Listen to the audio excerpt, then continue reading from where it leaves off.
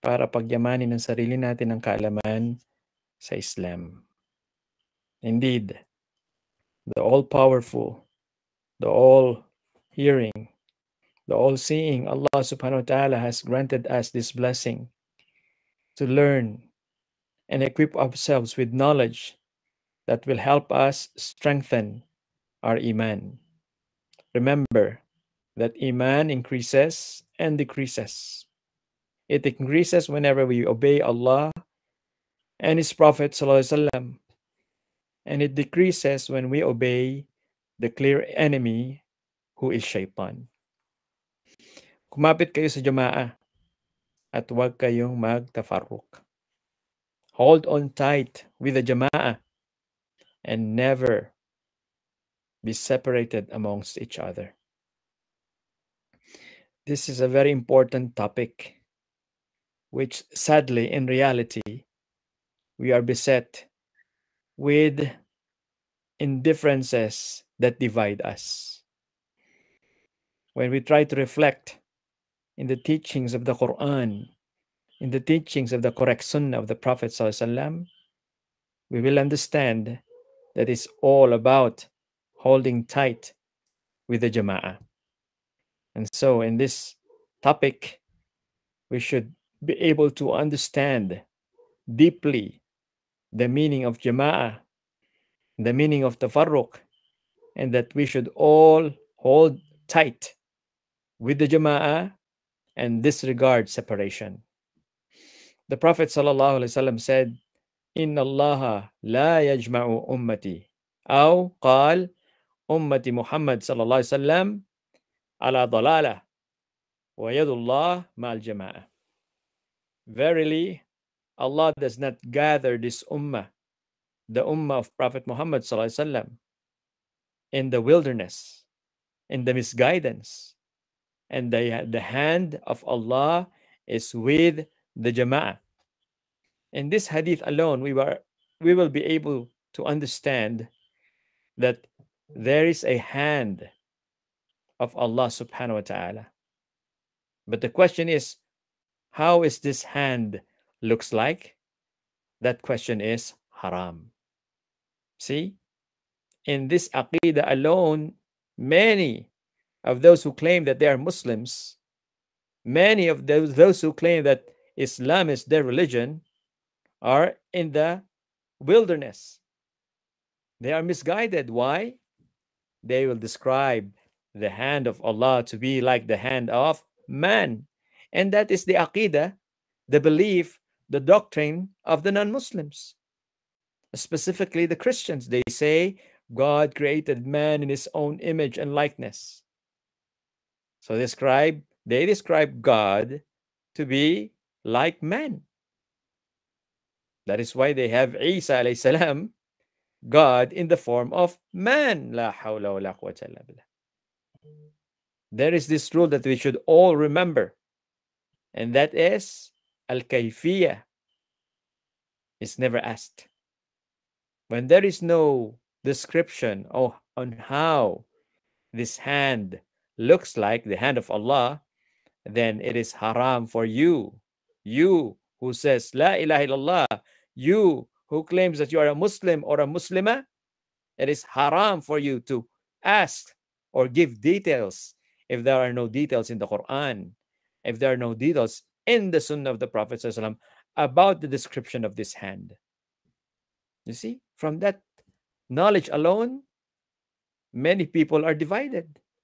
And yet, if you stick to the rule, you will not be divided. You will not separate from the Jama'ah. Only those who are not following the rule gets to be separated from the Jama'ah.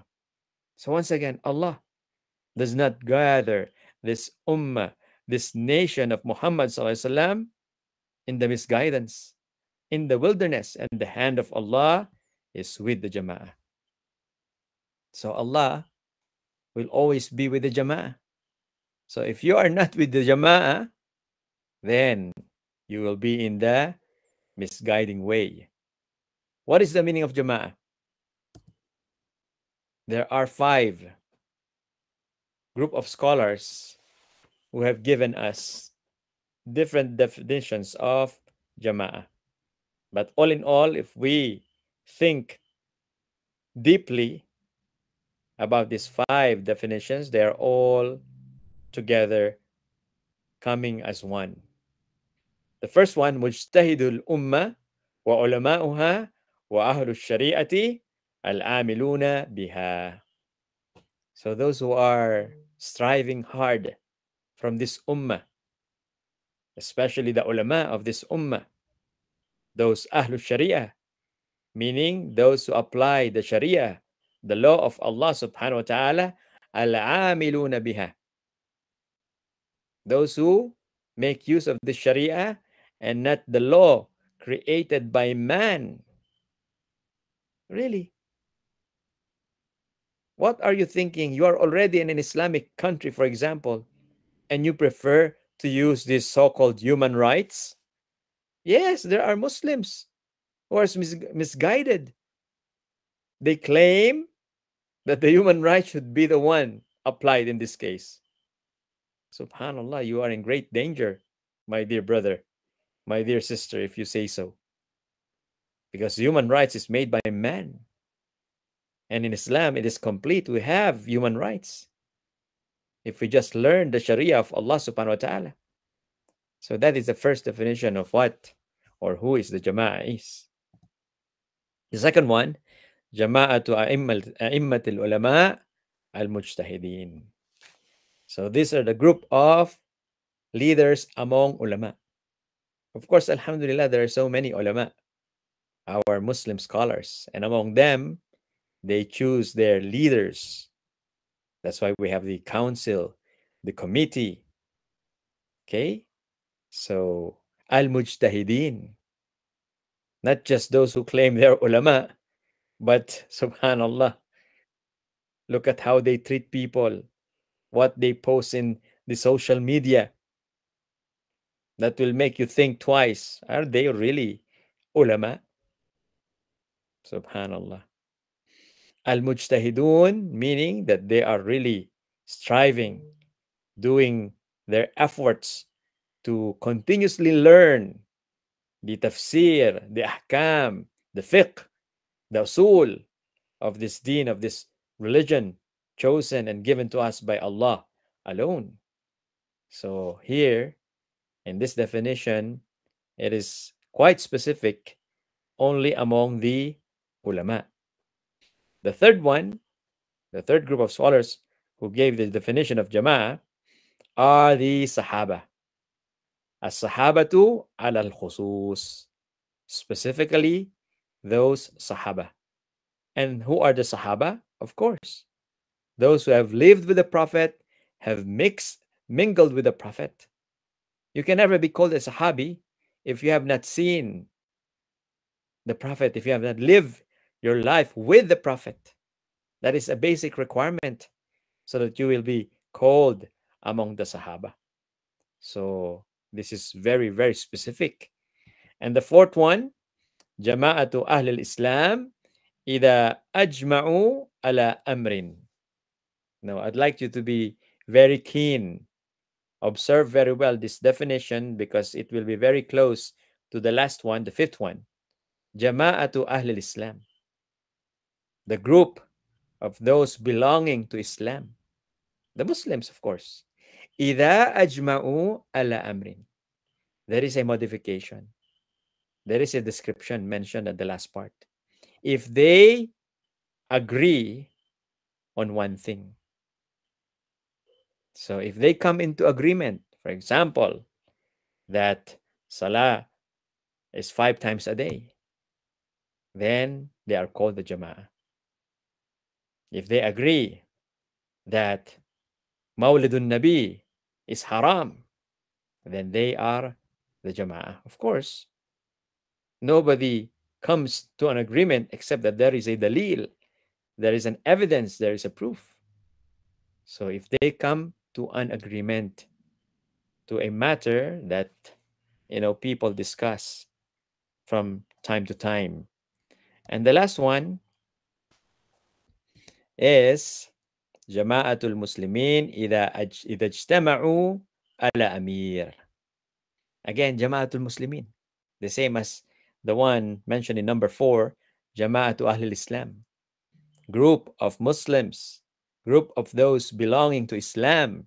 If, now the last part is important, if they are one with an Amir.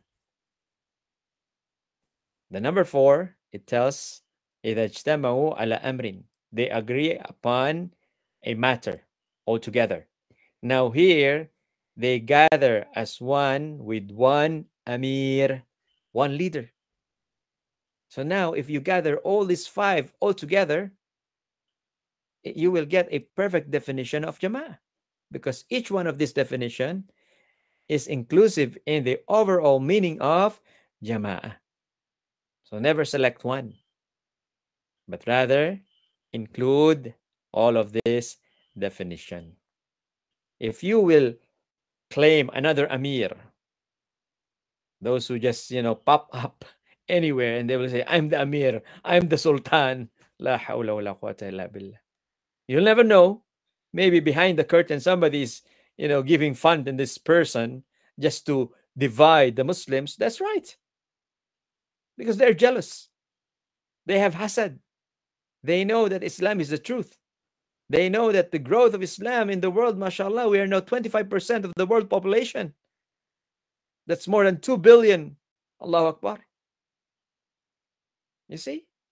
So they are afraid because they know, especially this, what's they call this? Wine companies, beer companies.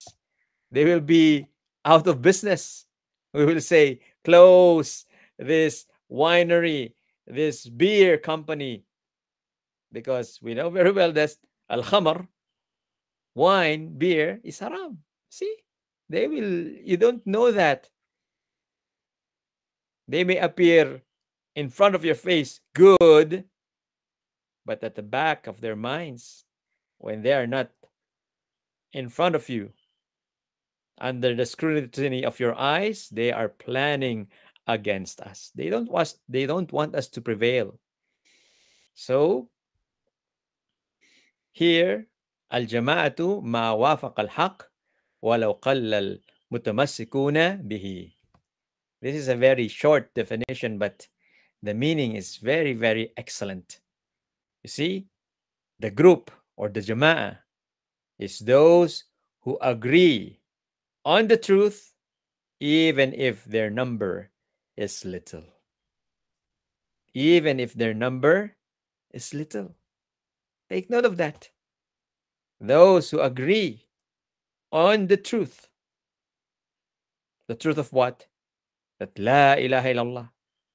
There is no worthy of worship except Allah. The truth of what?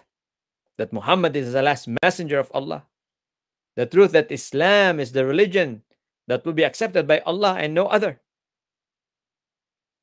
So they agree on those things, even if their number is little. Allahu Akbar. You see, wala sa bilang. Kung maraming nagpapahid ng kamay nila sa mukha, it doesn't mean that that is the truth. Yes. Ako nung pagyakap ko sa Islam, when Allah guided me, nakita ko yung mga kapatid natin sa Baguio, pagkatapos magdua, they wipe their palms on their faces. Me, na baguhan sa Islam, ito mga kapatid natin, walang imik, ako naman, gaya-gaya po tumaya, ginaya ko din sila. Allahu Akbar. And then Allah blessed me to learn and study in Medina. Allahu Akbar. So, Alhamdulillah, I have learned that that action is not a hadith that the Prophet ﷺ did in his lifetime. Never did the Prophet wipe his hands over his face after making dua. So why would you do that? Nakita ko yung mga brothers nung matatanda namin Bakit? Pag ginawa ba ng matatanda, katotohanan na? Take note! So here, even if their number is little, but they agree on the truth, then that is the Jama'ah. And if you go back to the 5 definitions, all of them agree on the truth. So you are with the Jama'ah.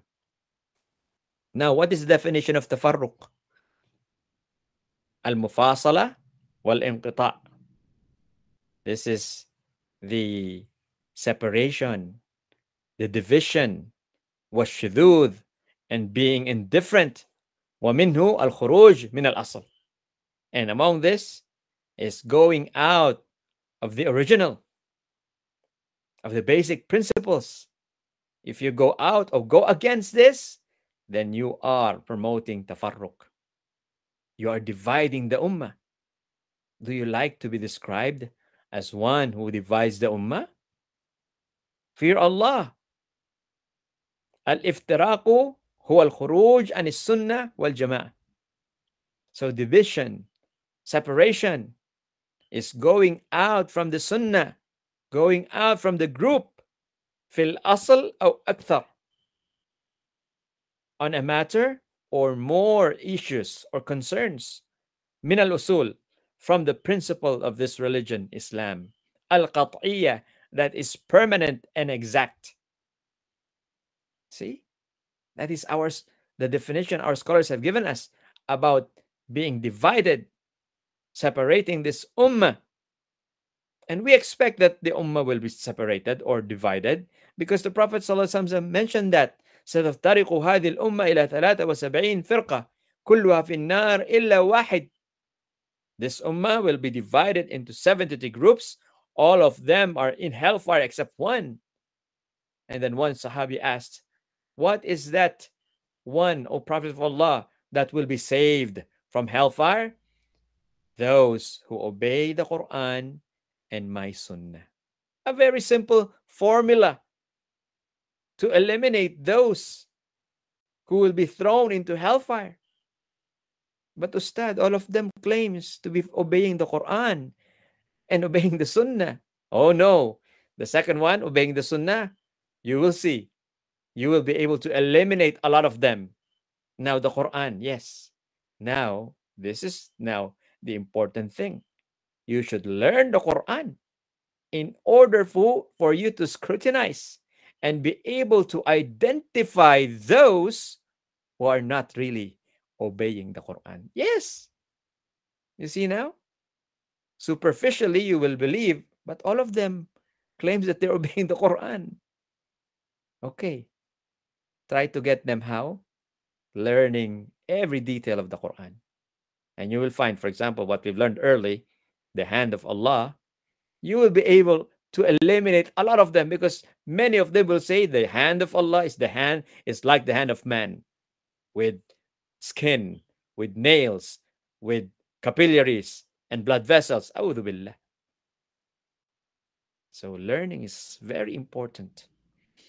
So if you go out of the sunnah of this jama'ah in one matter or many from the principles of this religion that is permanent, then you are promoting al-iftiraq or at-tafarruq. No. You should never go out of the sunnah. Like those who say, growing beard, ano lang naman yan balbas lang naman yan. Huh?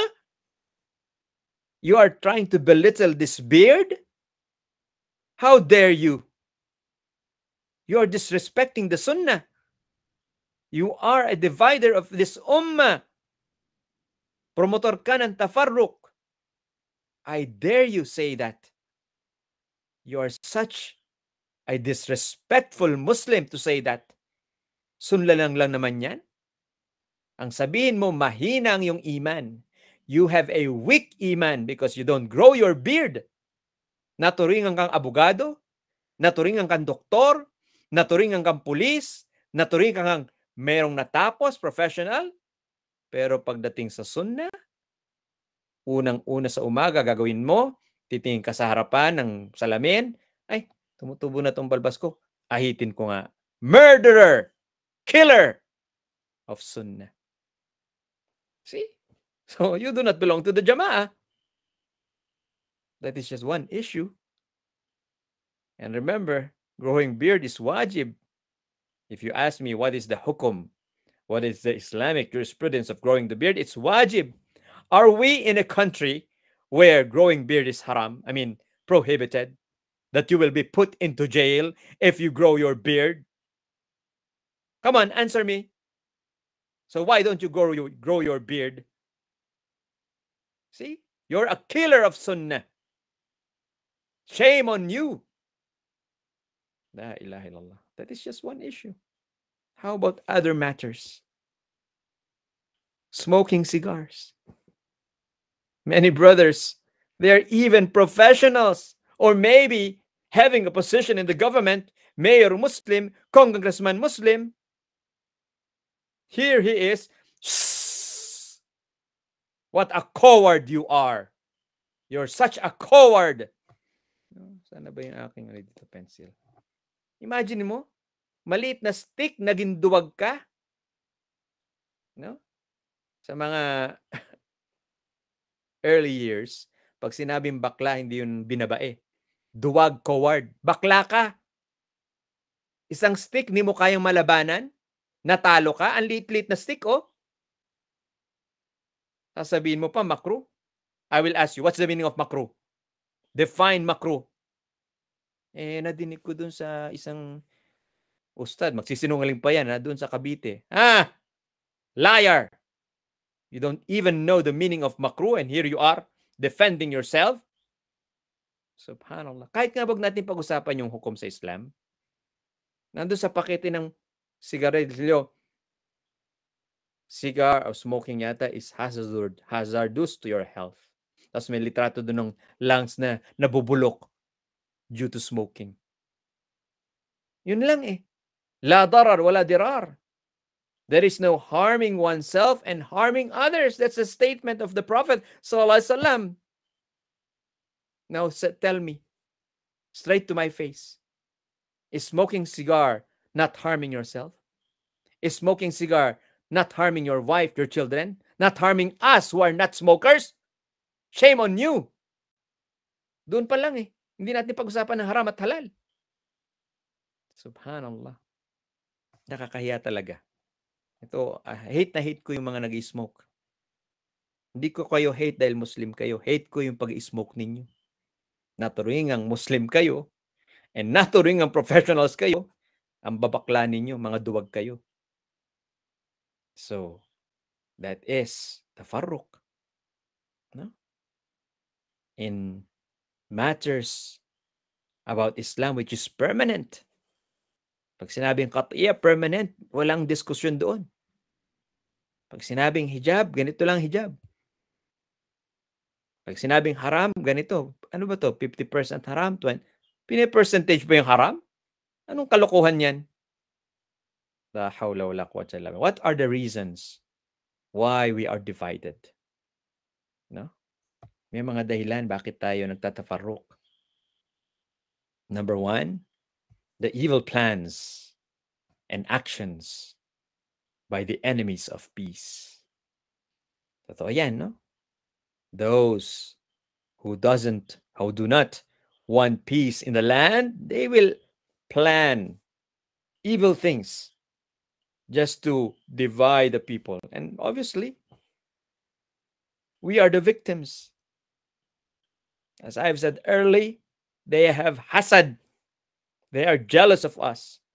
The fastest growing religion on earth is Islam, said by BBC and CNN, among the biggest networks in the world. O, tingnan nyo. Sa puntos na yun, I would say, well, you've done your job well. Hindi kayo naging bias. Undeniably, that's the reality. In Europe alone, no? Meron silang prospect, I think, 20, 40, or 50. Dominant na ang mga Muslims sa Albania yata or Kosovo. Albania, I think, 95% Muslims ang population. Allahu Akbar. So, the evil plans of those who are against peace. And we know very well Islam in one word is peace. So, that is the reason why we are divided. How? I'll give an examples. We have fraternities. No? Ano bang hukom ng pag-join ng fraternities? Haram! If you are a member of fraternities, I'm telling you now, After this lecture, I encourage you, I command you to submit your resignation. I am no longer part of this fraternity. If you do not, then I'm telling you, you do promote tafarruq. Promotor ka ng paghihiwalayan, pagdi-divide ng ummah.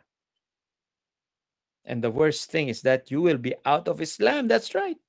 Shaitan will use your being a member of this fraternity to be out of Islam. And when that happens, we will never treat your dead body in the Islamic way. Wag mong mamalitin yan. Why? Why is it that joining fraternity is a reason for one to be out of Islam? Because you have considered this fake brotherhood. They claim fraternity is the brotherhood. Fake brotherhood to be greater than the Islamic brotherhood given to us by Allah.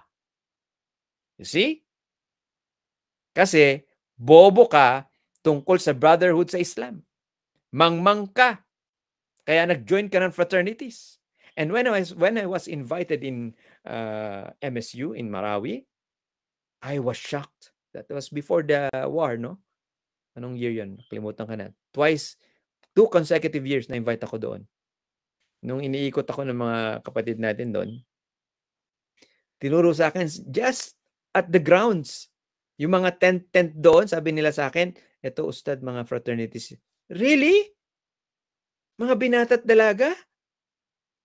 Ganyan openly, ang dami-dami? You see? You see the evil plans of the enemies of peace? Nagtagumpay sila sa MSU? Victim sino? Mga Muslim, mga Muslimat? Anong ginagawa ninyo mga ulama dyan? What are you doing? You who are blessed with knowledge about Islam, what are you doing? Why are these fraternities existing? Kaya nga nahihiya akong sabihin na Islamic City yung Marawi. Pinagmamalaki Islamic City, tapos ito mga nakita ko, I don't think so. I will never say that this is an Islamic city. Nahihiya ako. Hindi, isa lang yun sa maraming nakita ko dyan. Subhanallah. You see? That is the evil plan of those who are against peace. Hinayaan nyo. And ikaw yourself, abogado ka pa man din, doktor ka, nurse, police, teacher, kasali ka sa fraternity, definitely, ayaw ka namin. Ikaw ang magdi-divide sa umma na ito. Bakit ito sinabing fake brotherhood? Tinan mo, i-welcome nila, i-hazing nila, papatayin nila, magsisipagtaguan sila. Bakit di nyo i-claim? Yes, kami ang nagbugbog, kami ang tumadyak, kami naghampas. Hindi, pupunta pa ng Amerika, di ba? Nakita nyo yung mga, at lagi ko na-observe every year. Every year, merong isa, dalawa, o higit pa, lalabas sa balita, namatay na estudyante, edad 19, sa hazing. Meron yan, pansinin nyo, every year. Is that what you call brotherhood? Liar. Shame on you if you are a Muslim and you join these fraternities. Ayan, yung mga parties, di ba? Akitin yung mga kabinataan natin. Mga kadalagahan. Pabayang mga magulang, hindi pinalaki mga anak para mag-aral ng Islam. Ayan, na-attract sila. Kita mo na? Evil plans. Kaya tinan mo, bukan bibig ng anak mo, gusto ko ganito, sexy dress, party. Yan.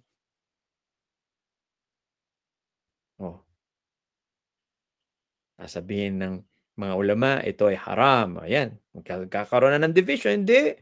Bakit haram? Masaya naman eh. Kantahan, sayawan, kalaswaan. Special days, Mother's Day, Father's Day, name it. At yung human rights na yan, no? Ang dami mga Muslim, yung pang gagamitin. Hindi na kanahiya. Whoever makes use of man's law to prevail, faulaika humul kafirun. They are amongst the kuffar. You see? Magiging kafir ka.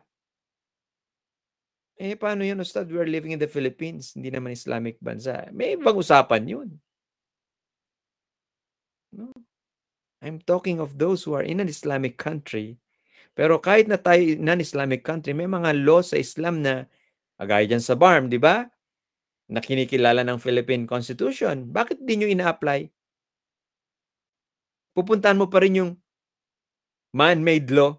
Samantalang kinikilala naman yung Islamic law. Yun, doon ka palpak, doon ka pumapasok sa tafarruq. Another reason why division is occurring is when we obey our personal desires. That's right. If you follow your own desire and not the desire of Allah subhanahu wa ta'ala, then you are causing division in this ummah. Yes, we are blessed with free will. That is why some of our scholars say we are above the angels. In what way? Because the angels are not given free will, but man is given free will. The angels only obey. That is one thing that you can destroy what the Christians say, that Satan is a fallen angel. What? You're telling us that Satan is an angel before and he fell? The first question is, define to us what is an angel. They have no clear definition, only in Islam. The angels only obey. So how did you come up with an idea that Satan is a fallen angel when he disobeyed? You see? So knowledge is really power in order for you to uplift the truth. So if you obey your personal desire and not the desire of Allah, by the way, what's the meaning of Islam? Islam is submission to the will of Allah. The desire of Allah, not your desire. And obedience to Him. When we say obedience to Allah, two things. You do the commandments and avoid the prohibitions. And the last, that is inclusive in the meaning of Islam, is at-takhallusu min ash-shirk, that you should end up doing shirk. So when you obey your desires, I desire to smoke, that is obeying your desire. You see? You cause division. Ikaw pa tong may lakas loob na magsalita? Wala akong pakialam. Buhay ko to. Wala kang pakialam, binibigyan mo yung cancer yung asawa mo, yung anak mo, kaming hindi naninigarilyo, ang kapal naman ng mukha mo. Wala kang pakialam. See? You're causing division. Maghihikayat ka pa ng barkada, maninigarilyo kayo. At kakalabanin nyo pa kaming hindi naninigarilyo na kami ang nasa tama. You see? You're causing division. Because you obey your personal desire. At kayo mga sister, hindi na kayo nahiya. Gusto nyo sexy dress. Gusto nyo cleavage. Gusto nyo nakikita ang leg. Meron pa nga nakikita ko, naka-short sleeve, nakatalokbong. Pero pagdating sa braso, short sleeve. Ano yan, sister? Tapos sasabihin mo naka-hijab ka? Kulang na lang sabihin sa'yo, TANGA Astaghfirullah.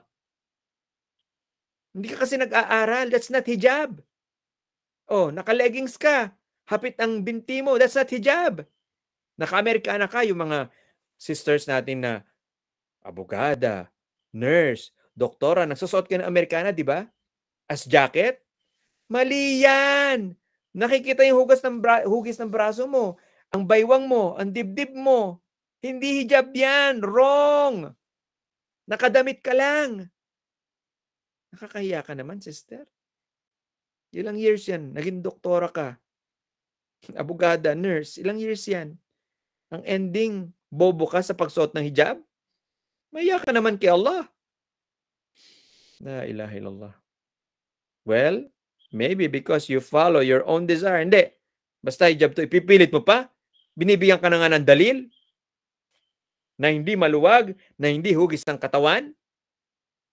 Kabilang ka ba sa mga fraternity ng TANGA? La ilaha illallah. You see? Obedience of your personal desires will only bring you to the wilderness.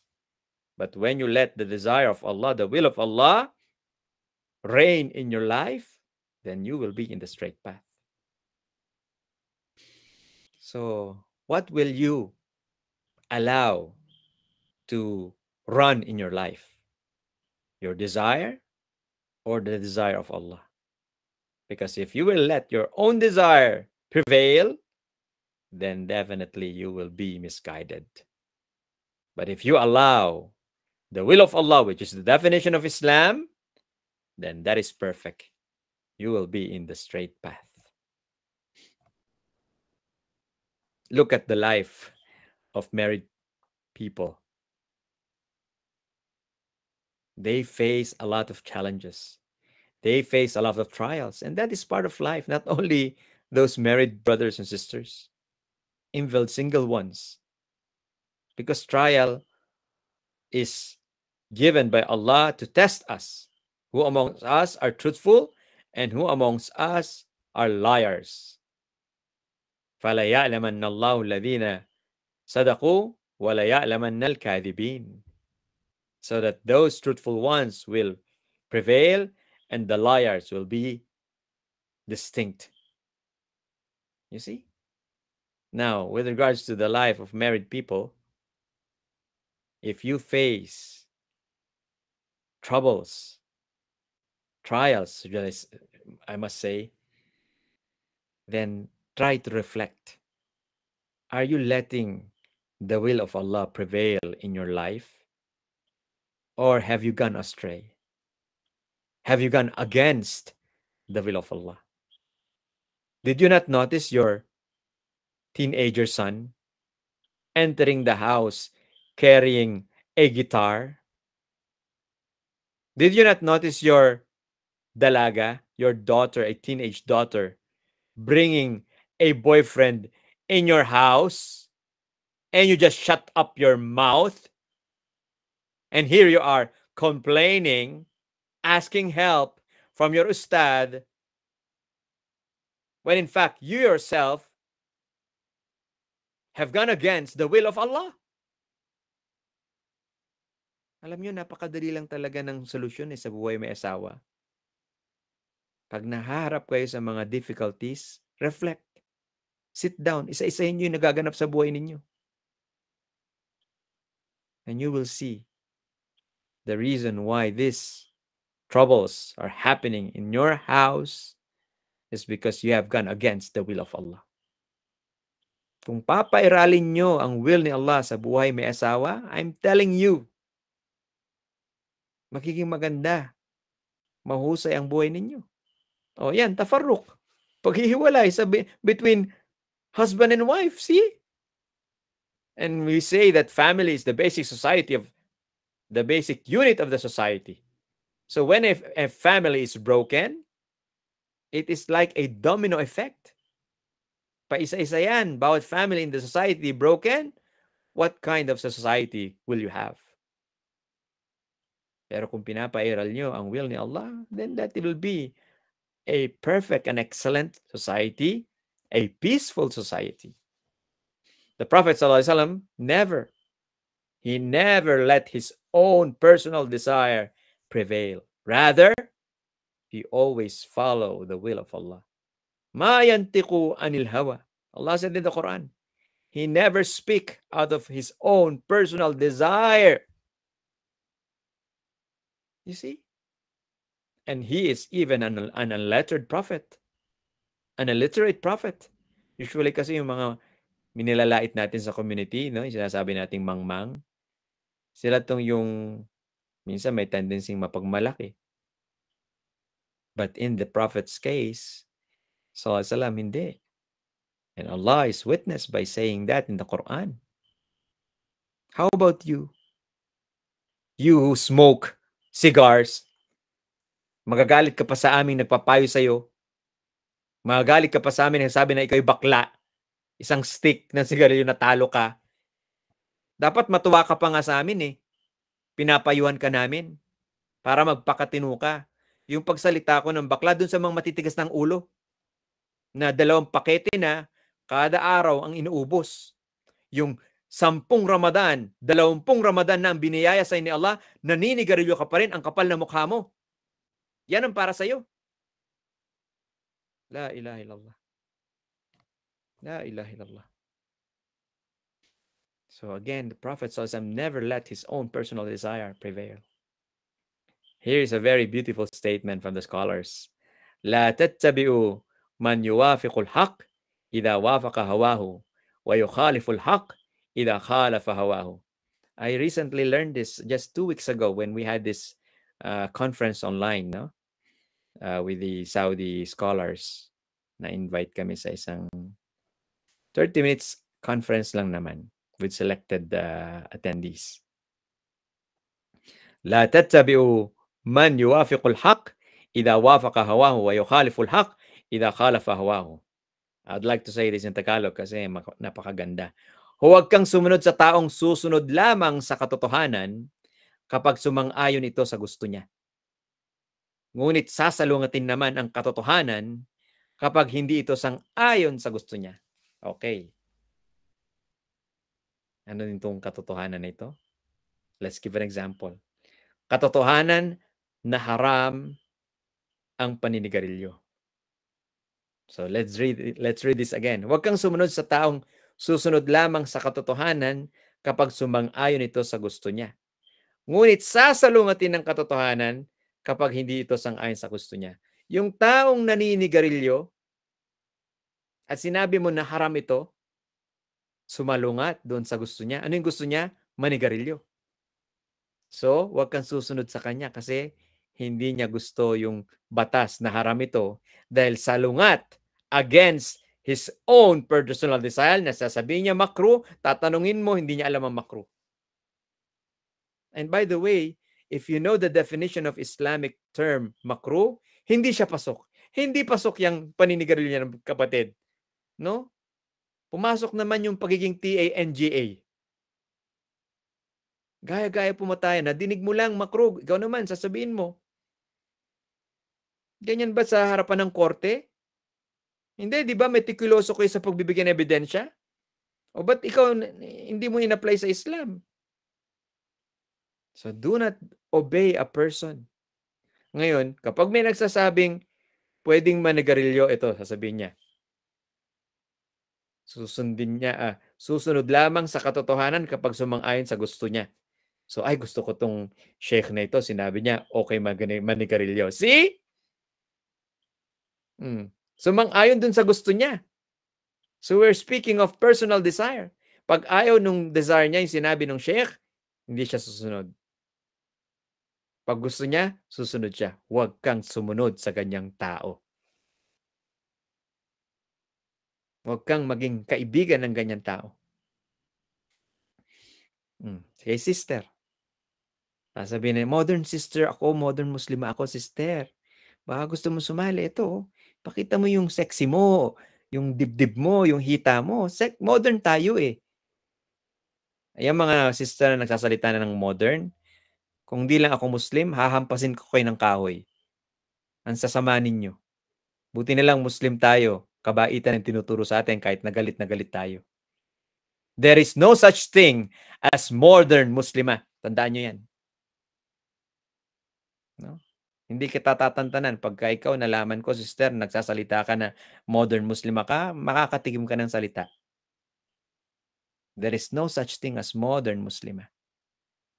Ikaw ang nagkakos ng division ng ummah. Naghihikayat ka pa sa kaligawan ng mga kababaihan. Matakot ka kay Allah. Another reason because that causes division is kamangmangan. Ito na yung kabobohan. Ignorance. And this will never be an excuse. Allahu Akbar, tinan nyo ang knowledge ngayon, ang dali nang makuha. We can even learn online, parang face-to-face na. And yet, what overcomes us is katamaran. Busy sa mga kaso niya, busy sa mga pasyente niya. That is never an excuse, brother, sister. Sabi ko nga, 10 minutes a day. Mag-learn ka sa Islam. You'll never know it, but Allahu Akbar, in 3 months time, 6 months time, dami ka nalaman. Pero do you give time for that? O, tingnan nyo. Yung mga naninigarilyo, mangmang sa kaalaman ng hukom nito. Pasalita-salita pa ng makruh, hindi alam ibig sabihin ng makruh. Kamangmangan, o nadi-divide tayo, kayo ang dahilan. Fear Allah. Yung mga sister, pa-sexy-sexy ng damit. Meron akong nakitang feature sa TV, dyan sa Marawi. Correct me if I'm wrong, no? Pero merong tailoring shop. Ang karatula niya sa harapan ng tindahan niya, hijab. Nung in-interview siya nung reporter, alam niyo yung laman ng kanyang shop, kababuyan, kabastusan sa hijab. Ginawa niyang gown, mga burloloy, mga kaseksihan. Sasabihin niya hijab. Kayo kung alam niyo yung tindahan na yan, na kayong mga taga Mindanao, ha? Kumilos nga kayo. Papalitan niyo yung karatula niya. Huwag niyang gamitin yung salitang kagalang-galang. Hindi man lang kayo mag-take action. La ilaha illallah. You see? Ignorance cause division among us.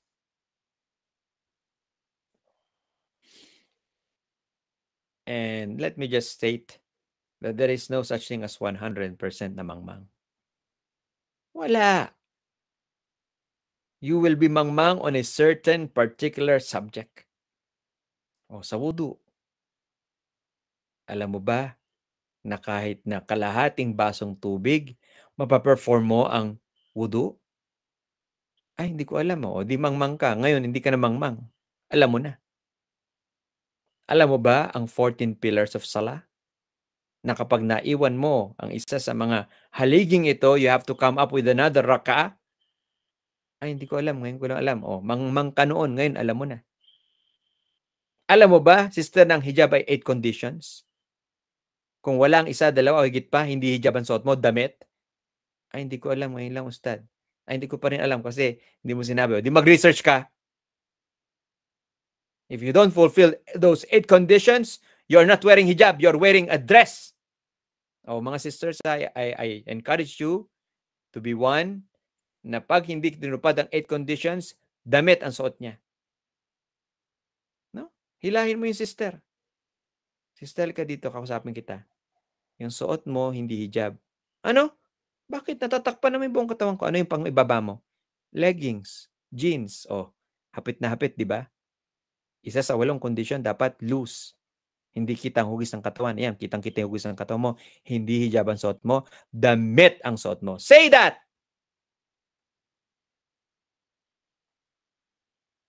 Mangmang sa hukom ng paninigarilyo. Mangmang sa karapatan ng mag-asawa. There is this married couple, no? They are both balik Islam. Hindi ko nasasabihin kung saan. Baka mag-research pa kayo kung saan. Pero it's a beautiful story. 6 months na palang si brother ay hindi pinapatuloy sa bahay. And so, nag-reach out sa akin yung wife. Kaya sabi ko, sister, I have one rule pagka issues and matters ng wife, ng couple lang ang dumarating sa akin. I never listen to one side. No? I want to help. I want to give advice, pero gusto ko dalawa kayo. And since you are both in Baguio, I live in Baguio, itapat natin na magplano kayo nung araw, pupuntahan ko kayo sa bahay nyo. Ako na nag-contact dun sa brother, binigay yung number. Aba, tuwan-tuwa. Sabi ko, ikaw talaga, meron ka palang problema ganyan, hindi mo man lang ako hinga ng payo. Dahil isang karangalan, no? Ikaw ay fa'aslihu bayna akhawaykum sa Quran yan. Pag meron kayong nakikita magkapatid na nag-aaway, di magkasundo, kung ikaw ay maging dahilan para magkabati sila, wow, that's a big blessing, a big reward awaits you. So, ito, baliktad, yung wife ang nag-reach out. And so, tuwan-tuwa yung brother at akong pinili ng wife niya para tumulong ma-solve ang problem, punta ako sa bahay nila on that date na sinabi nila. Sinimulan ko yung salita ko ng lecture. Ano yung lecture ko? Mga karapatan ni Mrs. kay Mr. Mga karapatan ni Mr. kay Mrs. After about 45 minutes, ngayon, I will listen to both of you. Alam niyo, sagot nila, Ustad, guilty. Sabi nung sister, guilty. Guilty. Tignan mo na, mangmang sa karapatan ng bawat isa, kaya na-divide sila. Buti wala pang nangyaring mas malala, no? Na-save. Di magkabati na, alhamdulillah. Allahu Akbar, every time nakikita ko yung brother, tuwan-tuwa. Sa masjid, sa kalsada, sa anywhere, no? Mangmang sa karapatan ng kapatiran. Yan, yung mga join ng fraternities, mga mangmang kayo. Mga bobo kayo sa karapatan, sa kapatiran sa Islam. I did not say bobo kayo sa Islam. 100% bobo kayo. Bobo kayo tungkol sa kapatiran na binigay sa atin ni Allah sa Islam. May i-quote nyo naman ako, ba't si Ustad ganun makasalita? Bobo daw ako. Pinutulan mo ng statement. Bobo ka tungkol sa hukom ng sigarilyo. Bobo ka, mangmang ka sa kapatiran sa Islam. Specific. Nako, napakahaba talaga ng discussion. I'll just give you a summary of the rest of the reasons why we are being divided. Ito yung bulag na pagsunod, no? At taklid, al-a'ma. Yun nga, biktima ako, di ba? Sumusunod-sunod ako dun sa pagpahid ng palad sa mukha na hindi ko inaalam ang katotohanan. And apply this to all things. Yung pagsa-celebrate ng birthday ng propeta, bulag na pagsunod yan. The mere fact that the Prophet did not do that, the mere fact that the Sahaba, the companions, did not do that, the mere fact that generations of ulama did not do that is enough. More than enough. Pero ikaw, gaya-gaya, putumaya, idadahil mo pa, nakita ko sa Malaysia, nakita ko bakit? Sila ba ang source ng truth? Bulag na pagsunod. Nakita ko yung sister asawa siya ng ustad Ba't yung hijab niya, sexy-sexy? Gusto ko ako din. Bakit? Yung bang ganon? Ang batayan? Pakikinig sa mga pilosopo, yan. And by the way, learning philosophy is haram, no? Haram. According to our scholars. Ang daming nalilito, ang daming naliligaw na Muslim when they learn philosophy. Paano pa kayo nakikinig ka sa mga pilosopo? Nagugulo yung utak mo. Nagugulo yung understanding mo. Nagugulo yung katwiran mo. Pakikihalubilo sa mga mubtadi'. Yung mga gumagawa ng bid'ah, kung binabarkada mo sila, sumasama ka sa kanila lagi, ayan, nagkokos ka ng tafarruk. Pagtahimik ng mga ulama sa mungkar, yan. Tingnan nyo nga, paano na-penetrate sa inyo yung mga fraternities dyan sa Marawi? Ang dami-dami yung mga ulama dyan. Paano? La ilaha illallah. Hindi ka dapat tumahimik sa katotohanan. And I am a victim of this. When I went to La Union, I was invited to give a khutbah. Nung papasok na ako kasi meron pang skinita going to the masjid. Naku po, halos masuffocate ako sa paninigarilyo ng mga brothers. Malapit nang mag-12 noon. Para silang may competition, pausukan. I was passing by, talagang nadismaya ako. Meron na akong prepared topic but I had to include, sabi ko, hanapan ko ng insertion itong tungkol sa paninigarilyo. Tama-tama. Hindi ko na maalala kung anong topic ko noon. Merong subtopic na saktong-sakto ipasok ko ito. Tinadkad sila ng pangaral. Na-shock sila. Numuwi ako ng Baguio, nauna pa yung balita. Galit na galit daw sila sa akin. Bakit ko daw sinabing haram ang paninigarilyo? May mga ulama sa La Union. Ibig sabihin, itong mga ulama, tahimik lang, hindi nagsasalita sa khutbah nila, sa lecture nila. You see the danger? Ikaw, kung alam mo ang katotohanan, don't be quiet. Kahit anak ka lang, ummi, abi, yung pagtitinda ng pirated DVD, pirated items, haram. Uncle, pinsan, yung pagsali sa pyramid business, haram. Don't keep quiet. Speak up. Speak for the truth. Kung tumahimik ka, ayan, you are causing the division of this ummah. What are the grave dangers or effects or results of tafarruq or being divided, no? Again, we need an hour or so to discuss this one by one, kaya sinamarize ko na lang. There will be loss of strength. Remember, I told you, iman becomes strong, becomes weak. So, hihinang yung iman. When you are among those who causes tafarruq, and you will be among the losers. And the enemies who are doing their evil plans will be successful in their evil plans. Ayan, no? We are facing it in reality. Mga kababaihan, mga fraternities. Oh, anong resulta? Nakakawatak-watak tayo. When Allah wants us to be united. Dahilan para mawala ang kabutihan. That's right.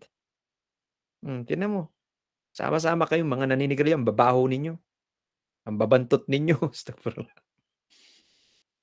Minsan, kahit nagpapabango, mamahaling pabango, basta naninigarilyo, ang bantot. Ang baho. Tapos tatayo ka sa sala, yung katabi mo, maamoy ka. Ako, na-experience ko na yan eh. Talagang hindi ka makahinga, titiisin mo talaga from beginning to end of sala. La hawla wala quwwata illa billah. Mahiya ka naman. So nagiging dugyot na siya. Wala na siyang respeto sa sarili niya. And also, this is a basis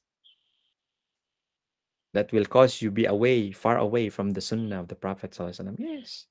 Sasabihin mo, asyhadu anna Muhammad Rasulullah, sinungaling ka. Sinungaling ka. Kung mahal mo si Propeta Muhammad sallallahu alaihi wasallam, hindi ka maninigarilyo. Kung mahal mo si Propeta Muhammad sallallahu alaihi wasallam, susuot mo ang hijab with the 8 conditions fulfilled. Tiyak ang parusa sa mga gumagawa nito. Yes. Those who encourage, those who promote tafarruq, definitely, they will be punished by Allah. Now, as we near the last part of our lecture, let's recite to you some of the verses that encourage us to be in the jama'ah, to be with a group, to be united. Inna hadhihi ummatukum ummatan wahida wa ana rabbukum fa'budun. In chapter Al-Anbiya, verse 92, verily this is your ummah that is united, that is one, and I am your Lord, so worship me. You see, Allah is telling us this ummah is one. Among those 73, 72 will be in hellfire. One is the one to be followed and obeyed, and that will be allowed to enter Jannah. Ito yun, isa dapat tayo. Yes, we will encounter some differences, minor ones, and that's okay.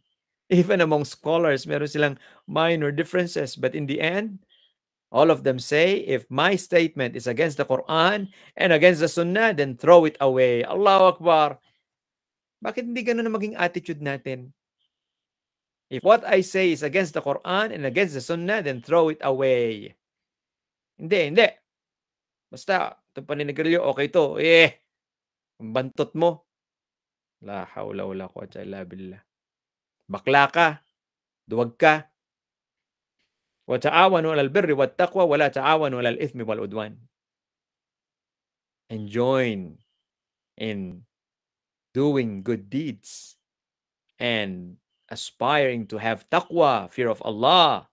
Wala ta'awanu, and do not help one another in committing sins and causing division, hatred amongst yourselves. You see? If you understand the verse, it is clear that Allah is encouraging us to be one, to be united, to be with the Jama'ah, and discourages us, prohibits us to be divided. In another verse, وَاعْتَصِمُوا بِحَبْلِ اللَّهِ جَمِيعًا وَلَا تَفَرَّقُوا. Hold on tight to the rope of Allah, all of you, and never commit tafarruq. And what is this rope of Allah? That is La ilaha illallah. Alam nyo, kung inaaral natin ng malalim ang La ilaha illallah, hindi tayo magkakawatak-watak eh. Ilang samahan, ilang kapatiran, ilang organisasyon, ilang mag-asawa, na Muslim ang nawatak-watak, nasira. It's because we do not fulfill the meaning of La ilaha illallah, the conditions of La ilaha illallah in our lives. And then, kuntum khayra ummatin ukhrijat linnas, ta'muruna bil ma'ruf wa tanhauna 'anil munkar wa tu'minuna billah. Allah described us in this verse that we are the best nations among people, selected by Him, by Allah. And what is this trait that makes us above everyone else? Ta'muruna bil ma'ruf, you teach goodness. Wa tanhauna 'anil munkar, you prohibit evilness. Hindi, yung naninigarilyo, pinopromote niya evilness. At pinagbabawal niya yung goodness. Baliktad.